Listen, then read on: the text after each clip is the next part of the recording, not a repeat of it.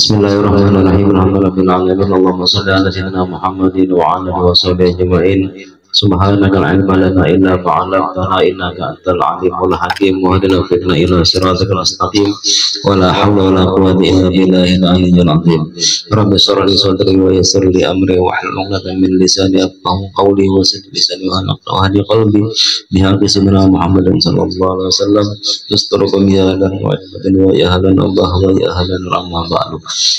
Bismillahirrahmanirrahim. Qala ma'alif rahimahullah ta'ala wa nafa'ana bi'ulumi fid darin amin. Halaman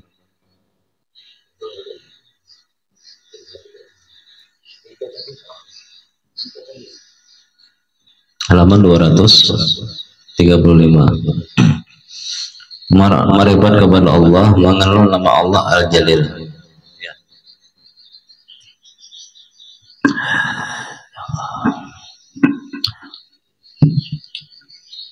Qala ma'alif rahimahullah ta'ala wa nafa'ana bi'ulumihi bidirin amin. Al-Jalil, asma Allah Al-Jalil. Al-Jalil adalah nama Allah subhanahu wa ta'ala yang ke-42. Al-Jalil artinya adalah yang maha besar. Biasanya Jalal wa ikram. Al-Jalal, Al-Jalil sama aja, Jalal, Jalil. Arti Al-Jalil yaitu adalah Allah, Tuhan yang maha besar. Sebagaimana Al-Kabir, Al-Kabir pun yang maha besar juga. Karena ada perbedaannya antara Jalil dan Kabir. Sebagaimana Al-Kabir juga artinya yang maha besar. Akan tetapi Allah Ta'ala disebut Al-Kabir karena dia maha sempurna zatnya. Dan dikatakan Al-Jalil karena dia Allah Ta'ala maha sempurna pada sifatnya. Kalau Kabir tadi zatnya maha sempurna, kalau Jalil itu mengenai sifatnya yang maha sempurna, qudratnya sempurna, iradatnya sempurna. Al-Jalil adalah yang maha sempurna Allah Ta'ala pada sifat-sifatnya dengan segala sifat kesempurnaan. Tidak ada kekurangan sedikit pun. Barang siapa yang menyatakan Allah memiliki kekurangan, maka semua hukumnya musyrik. Dengan kesempurnaan pada sifat ini, dia layak disebut Al-Jalil. Contoh sifat kesempurnaan seperti ilmu. Ilmu kan diantara sifat 20 kan, ilmu, qudrat, iradat, ilmu, hayat. Nah, ilmu itu diantara sifat kesempurnaan Tuhan. Artinya Allah Ta'ala yang maha tahu, Allah Ta'ala maha mengetahui. Maksudnya tidak ada sesuatu pun yang tidak diketahui oleh Allah Ta'ala. Tidak ada sesuatu pun yang ada diketahui Tuhan. Kenapa? Karena Allah sendiri yang menciptakan segala sesuatu. Jadi masuk akal kalau Allah kadang mungkin tidak mengetahui apa yang diciptakannya, yaitu yang nyata ataupun yang tersembunyi. Artinya yang nyata itu yang nampak kasat mata, yang tersembunyi, yang terdinding, baik yang terang-terangan ataupun yang rahasia. Firman Allah Ta'ala, ya'lamu kha'inatal a'yun. Artinya Allah Ta'ala mengetahui siritan mata hambanya. Siritan mata hambanya, muhanya ke sana, matanya ke kanan itu menyirit-nyirit. Allah maha mengetahui. Itu kan rahasia tuh. Apalagi pakai helm, mata apa, helmnya arah sana, karena ada begini sebelah kanan duduk, mata menyeret beginian. Allah Ta'ala maha mengetahui. Itu ngarannya kha'inatul a'yun, siritan mata. Contoh lain seperti qudrat, seperti Allah Ta'ala qudrat. Allah Ta'ala yang maha kuasa. Artinya qudrat itu maha kuasa. Artinya tidak ada di alam semesta ini yang Allah Ta'ala tidak mampu memperbuatnya. Logikanya Allah Ta'ala saja mampu menciptakan, kadang mungkin Allah kadang mampu menjaga yang diciptakan, kadang mungkin kan. Sebagaimana firman Allah Ta'ala, innallaha ala kulli syai'in qadirun. Artinya sesungguhnya Allah Ta'ala itu kuasa atas tiap-tiap segala sesuatu. Allah menguasai atas segala sesuatu. Kenapa? Karena Allah yang menciptakan segala sesuatu. Para ulama yang soleh apabila mendengar nama Al-Jalil ini, mereka merasa takut dan haibah, gemetar kepada Allah Ta'ala. Sudah mendengar nama Allah Ta'ala Al-Jalil, mereka takut dan gemetar. Karena mereka sangat yakin bahwa apa saja yang mereka perbuat atau yang terbaik di hati, yang terbetik di hati, Allah Ta'ala mengetahui dan Allah Ta'ala mampu untuk menindak dengan sekehendaknya. Allah Ta'ala mengetahui apa yang ada di geritik hati kita. Jangankan geritik hatinya, apa yang kita perbuat, apa yang akan kita perbuat saja Allah sudah mengetahui perbuatan tersebut, apalagi geritik hati ingin memperbuat sesuatu begini ya. Allah itu melihat perbuatan yang belum kita perbuat. Jika memang perbuatan itu sudah dikehendaki Allah, besok kita akan memperbuat sesuatu, apanya makan lah, contoh sokoh makan pagi ya. Ada geritik di hati, kena nukar di sini, kena nukar lauknya ini, kan ada geritik di hati tuh. Allah Ta'ala mengetahui ada geritik di hati. Jangankan geritik hati yang berencana nukar ini tadi, esok kejadian itu Allah secara detail mengetahui. Kalau memang besok dikehendaki sarapan, kamu masih hidup. Ini itu. Dengan ilmu dan kudrat ini bagi orang yang beriman sudah bisa untuk menahan dirinya dari perbuatan maksiat. Artinya perbuatan maksiat tadi sudah diketahui Tuhan. Hati-hati. Sering memikirkan bahwa Allah Ta'ala itu mengetahui. Sering-sering kita memikirkan Allah Ta'ala itu maha mengetahui. Pembelajaran kan sesekali. Yuk kita belajaran alimun, maha mengetahui. Kenapa jadi Allah maha mengetahui? Karena Allah memiliki sifat ilmun, mengetahui. Belajar kan sesekali ya, yang patut diamalkan setiap saat kita amalkan dan yakinkan Allah maha mengetahui, dan Allah pun mampu menindak dan menyiksa seketika itu juga. Jika kita melakukan maksiat, bisa saja Allah langsung cabut nyawa, misalnya lagi maksiat, auzubillahi min dzalik, bisa aja Allah langsung menyiksa pada waktu itu juga. Itu kita pikirkan, menjadikan kita merasa takut melakukan pelanggaran. Apabila kita sudah beriman dengan nama Allah Ta'ala Al-Jalil, maka keimanan kita akan membawa kita kepada satu akhlak. Sudah yakin kita dan etiket kita, kada ragu-ragu lagi bahwasanya Allah Ta'ala maha kuasa, maha keras, maha besar, yaitu mempunyai akhlak kita nantinya, yaitu membawa kepada berusaha untuk mendapatkan akhlak-akhlak yang mulia seperti ikhlas. Kenapa jadi sembahyang itu bisa ikhlas? Karena memikirkan dan meyakinkan, mengamalkan, mengingatkan bahwasanya Allah Ta'ala maha besar, Al-Jalil. Kenapa sembahyang itu bisa ikhlas? Kenapa ibadah itu bisa ikhlas? Karena kalau ada Allah bantu untuk beribadah, kada kau beribadah. Jadi ketika aku beribadah, oh wajar, ini bantuan Tuhan.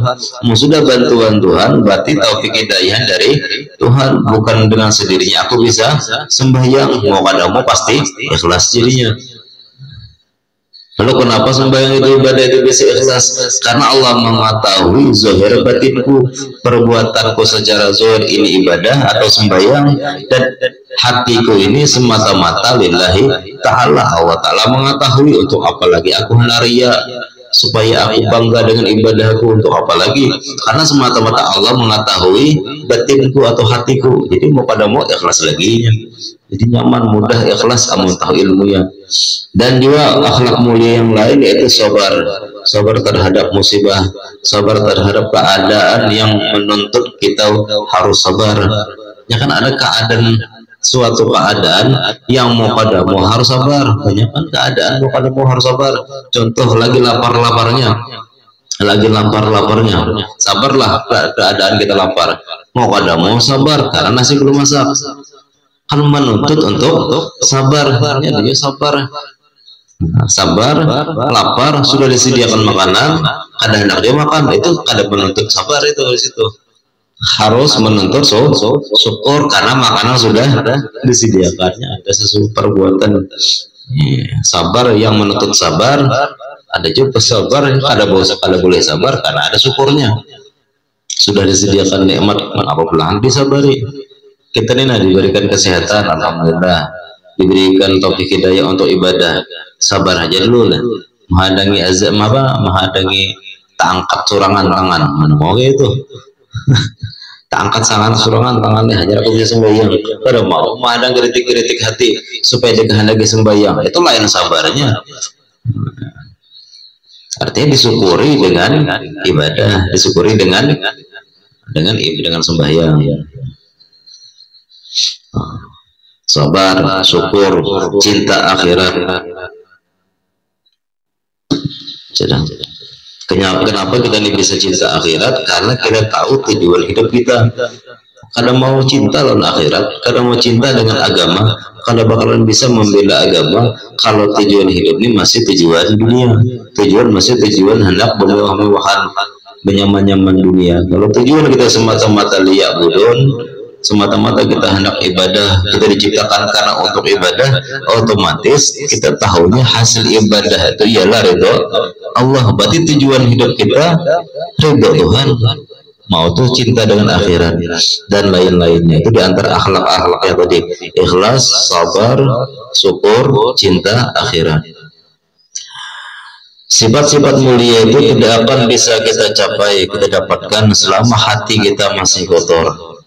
Dan yang paling banyak mengotori hati kita adalah karena cinta dunia. Hubud dunia ra'sukuli khati'ah. Cinta dunia itu pondasi atau pokok daripada tiap-tiap maksiat. Kalau salah maksiat macam-macam, cinta dunia jadi ya, insya Allah maksiat apa saja digawinya, asal cinta dengan dunia. Tapi kalau cinta dengan akhirat, maksiat itu akan terkikis sedikit demi sedikit, pasti ampe. Asal cinta akhirat. Orangnya asal mulanya ahli ibadah, menuntut ilmu rajin, kita tanamkan cinta dunia, selesai itu ibadahnya berkurang, menuntut ilmunya pun hilang. Punya pokok cinta di pokok maksiat itu ya cinta dengan dunia.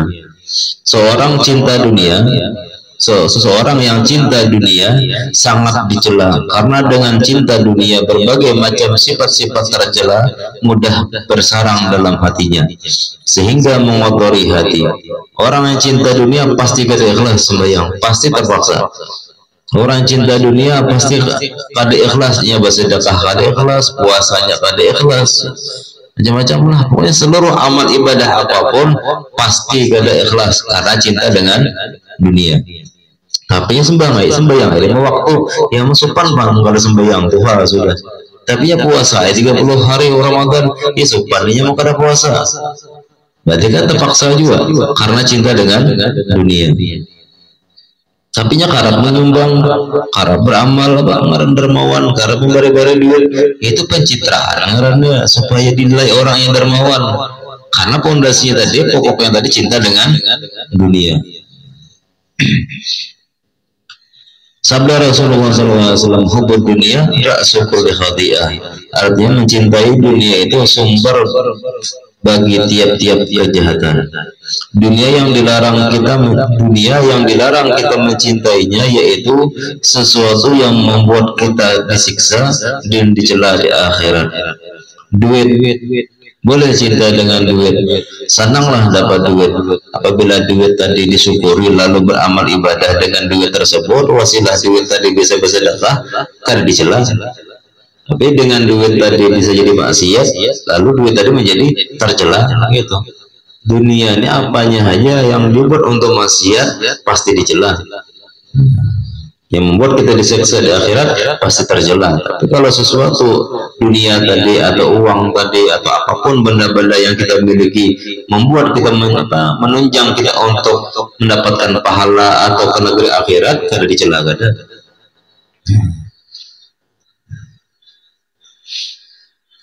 kan ada hadisnya tuh yang artinya segala sesuatu yang di alam semesta ini, khususnya di dunia ini, itu semuanya itu dilaknat, seluruhnya dilaknat. Apapun sesuatu yang di alam semesta ini, dunia maksudnya, apapun yang ada di dunia ini, benda apa aja kah yang di dunia, seluruhnya dilaknat, kecuali yang ada hubungannya yang bisa membuat zikir kepada Tuhan. Kalau kalian bisa membuat zikir, membuat ingat dengan Tuhan, dilaknat. Kita biasa bini misalnya, laknat kan ada bini kita tadi. Yang membuat kita ingat dengan bini, Pak. Bini tadi membuat kita ingat dengan Tuhan, berarti bini kita tadi kan dilaknat, berkah. Anak misalnya, banyak anak terserah aja, ada masalah, tapi membuat supaya kita ingat dengan Tuhan, anak tadi menjadi anak yang berberkah, kada tercela atau kada dilaknat ada anak. Rumah yang gana atau harta benda kada tercela selama itu tujuannya untuk akhirat. Apabila kita mencintai itu berarti kita mencintai dunia. Bila kita cinta dengan sesuatu itu, maka berarti kita cinta dengan dunia. Akan ada hubungannya dengan akhirat. Kita mencintai sesuatu atau seseorang yang dimurkai Allah, atau mencintai sarana-sarana yang membuat maksiat itu mengarahnya hubu dunia. Kita senang dengan sesuatu yang sesuatu tadi dimurkai Tuhan, berarti kita ini masih tergolong orang yang hubub dunia, cinta dengan dunia, atau mencintai dunia. Tetapi apabila mencintai sesuatu untuk berbuat taat, itu bukan cinta dengan dunia, karena kata Nabi Muhammad SAW, dunia itu dijadikan untuk kalian dan kalian dijadikan untuk akhirat. Dunia itu fasilitas untuk akhirat. Kita yang menggunakan fasilitas itu, tujuan kita ke akhirat. Berarti hanya fasilitas saja.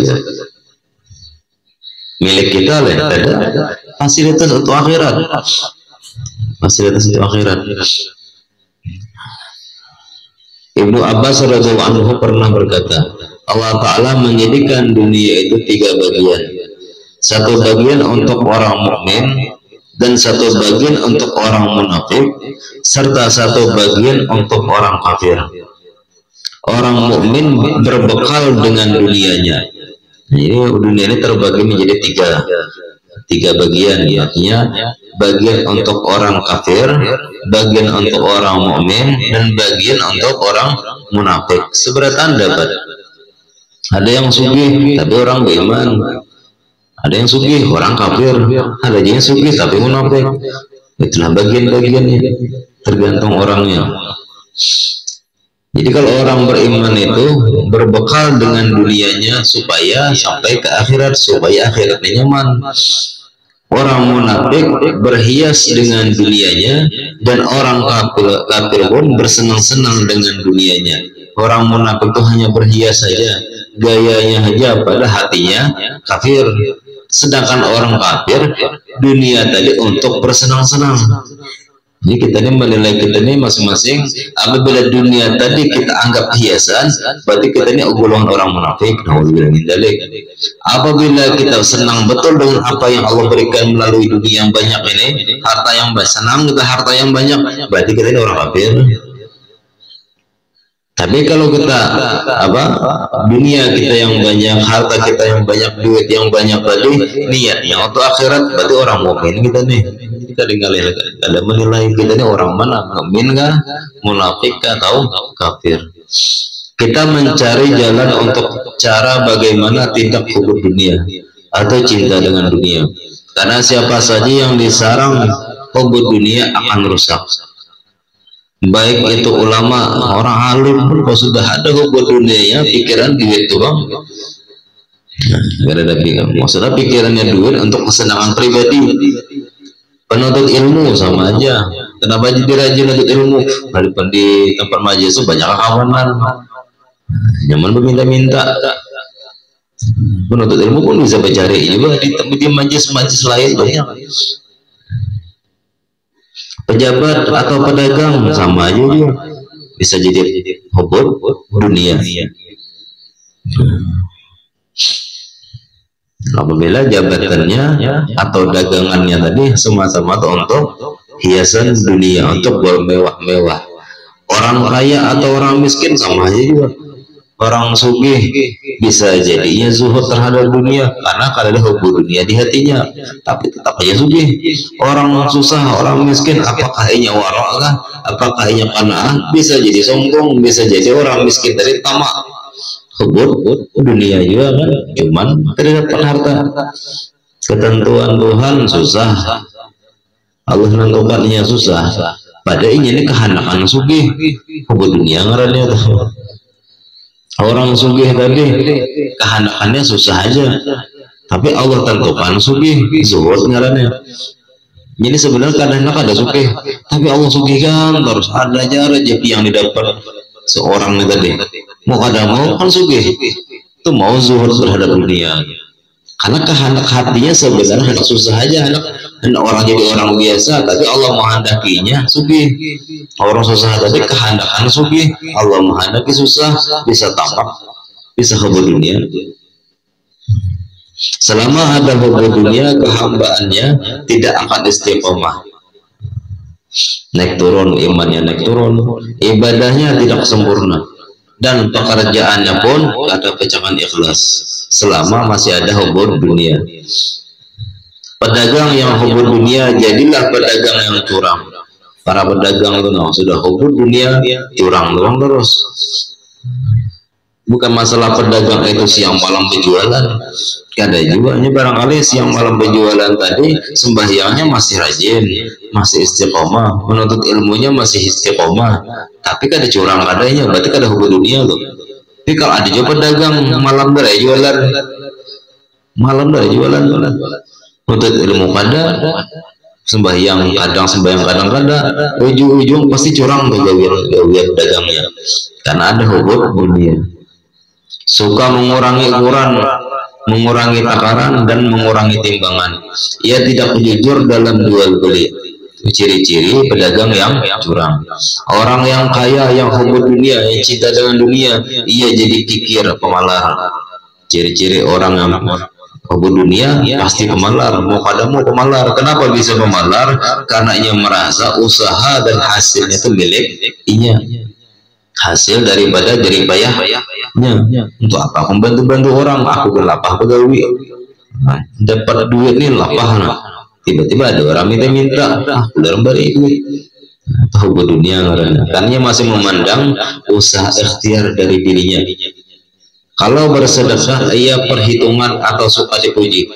Ada yang rajin beri, cuman ketujuh di expose karena ketujuh dipiralkan. Hadangi sebentar aku anak memberi isi anu tolong fotokan, videokan, sebarkan. Orang miskin yang hubud dunia, jadilah ia seorang miskin yang tidak sabar dan tidak qanaah. Orang miskin hubud dunia, kadang mau sabar dan kadang mau menerima apa adanya, dan bisa tamak, rakus, dan suka mengemis. Pengemis tuh hubud dunia tuh. Ciri-ciri hubud dunia apalagi sehat. Jadi ngalih ini kan kalau kita banding-bandingkan nih, ada dalil siapa yang barang siapa yang datang untuk meminta bantuanmu maka cepat-cepatlah memberi. Ada kan dalilnya kayak itu juga. Kalau kita dengarkan kayak ini, orang miskin itu hubud dunia, yang suka mengemis-ngemis, berarti pengemis itu hubud dunia. Kalau kita memberi duit kepada pengemis yang hubud dunia, anak lagi dah, anak jadinya menyalurkan hubud dunianya, berarti sama kan, memberi penyakit. Jadi penyakitnya ujung-ujung menular juga kita. Jadi ada berataan, ada pengemis asal datang diberi, kan? Kalau kita ambil dari sini, kita ambil ilmu dari sini, kada berataan, ada pengemis itu yang kita beri terus. Sedangkan ulama yang hubud dunia, ia menjadi hasud. Ciri-ciri ulama, orang alim yang hubud dunia, beriri dengan guru yang lain, beriri dengan orang alim yang lain, iri dengki ininya hendak juga nikmat sama kayak orang alim itu, lalu meremehkan, merendahkan, memburuk-burukkan orang alim yang lain.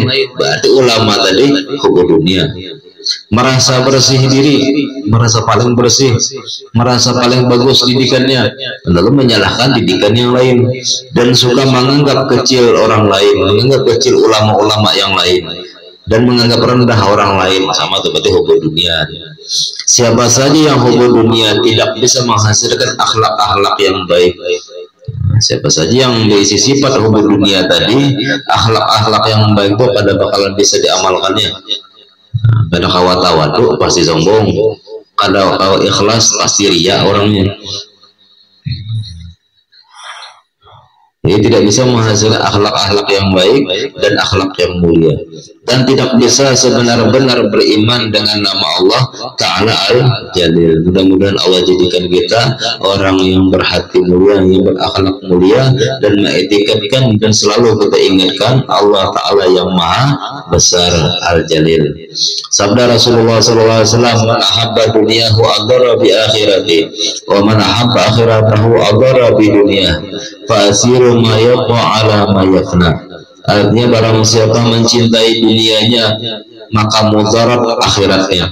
Barang siapa cinta dengan dunianya maka di akhiratnya bakalan berbahaya. Dan barang siapa mencintai akhiratnya mudarat dunianya. Siapa yang cinta dengan akhirat maka dunianya mudarat, bisa berlaparan, bisa lapar, bisa sakit. Maka utamakanlah sesuatu yang kekal atas yang fana. Artinya Rasulullah SAW di sini bukan menyuruh kita bersusah-susah aja, pikiran kita semata-mata akhirat aja, marah susah. Kadang kayak gitu itu Rasulullah menyuruh kita kadang apapun yang Allah tentukan, seandainya kita sugi, alhamdulillah kesugihannya untuk akhirat. Seandainya Allah tentukan kita susah pun, sabarnya kita dalam susah tadi untuk bekal di akhirat. Itu sama kan? Tidak, apapun yang Allah tentukan itu pasti baik. Pak Asiruma ya alama yafna. Yang penting di hati kita mengutamakan yang kekal daripada yang fana. Artinya yang kekal dia apa? Akhirat. Yang fana itu dunia. Dan sabda Rasulullah SAW pula, la ya'tiyannakum ba'di dunya ta'kulu imanakum kama ta'kulu narul khataba. Artinya akan datang sesudah dunia memakan iman kalian sebagaimana api memakan kayu bakar. Berarti cepat tuh. Ini akhir zaman sudah nih. Dunia akan datang memakan iman kita. Iya, tadi contohnya apa?